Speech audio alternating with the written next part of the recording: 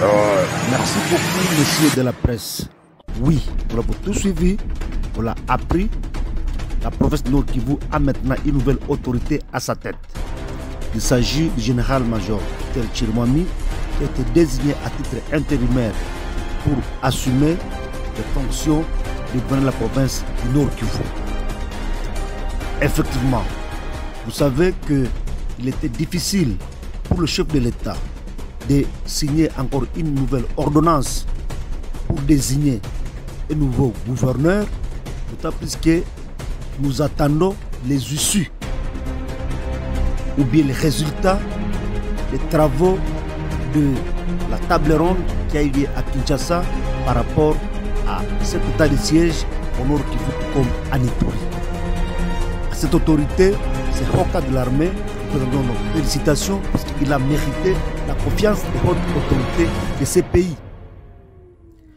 Vous savez très bien que la province du Nord Kivu, tout comme celle de l'Ituri, ont leurs particularités. Avec la question d'insécurité, il y a des défis majeurs.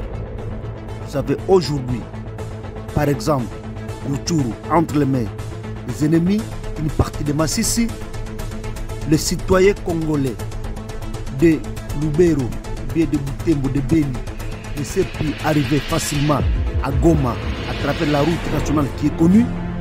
C'est la vice-versa. Ça bloque les activités à presque tous les niveaux.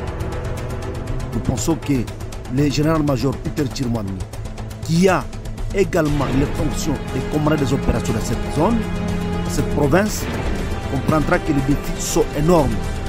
Mais nous devons l'accompagner pour que ces défis puissent être franchis et que le Nord Kivu, tout comme l'Ituri, reprennent leur forme, que la paix s'installe. Si nous pensons que Peter Chirimwami viendra avec une baguette magique, nous nous trompons. C'est un humain qui a aussi droit, qui a aussi besoin de soutien et d'accompagnement. Nous sommes en train de déplorer ce qui s'est passé à Goma avec son prédécesseur, parce que les images qu'on a vues de victimes innocentes qui ont été massacrées, ça touche et ça interpelle. Voilà pourquoi le nouveau homme fort de la province, le nouvel homme fort de la province, doit nécessairement être entouré par des hommes qui doivent l'aider pour bien faire le travail. Puisque si il ne prend pas acte de ce qui s'est passé, si ça ne peut pas lui servir de leçon, il risquera encore de retomber dans les erreurs de ses prédécesseurs et la province Nord Kivu ne sera qu'en train de pleurer. Voilà pourquoi nous lui demandons de voir très loin et de se faire entourer par des hommes qui vont l'aider pour bien faire le travail. Enfin, vous savez très bien que ce qui se passe aujourd'hui entre le territoire d'Irumu et le territoire de Beni, là nous sommes dans la partie après Eringeti, là où on va Mambelenga, partout là-bas, ça fait mal. Mais cela ne nous empêche pas de remercier, de féliciter les FARDC pour le prouesse que nous sommes en train de voir. Et nous pensons que M. Peter Chirimwami, qui est un commandant, qui a déjà dirigé la plupart des fois les opérations ici, mettra son expertise en jeu pour que cette fois-ci les efforts soient doublés et qu'on puisse dire que la paix s'est imposée.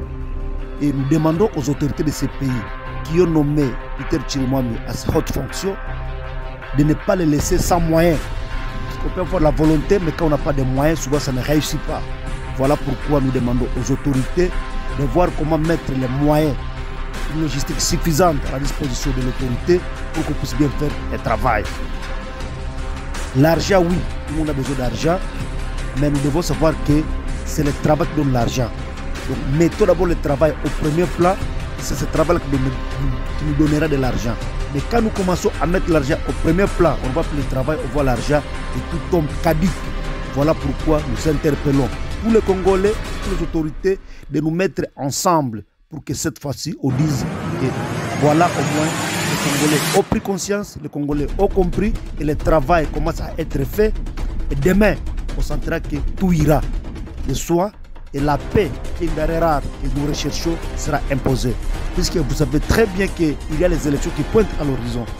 comment on va aller aux élections dans des situations peut-être compliquées comme ça? Voilà pourquoi on doit vite travailler pour que la paix soit là, pour que la paix règne. Et c'est ça le message que je voulais donner. Merci beaucoup, messieurs les journalistes.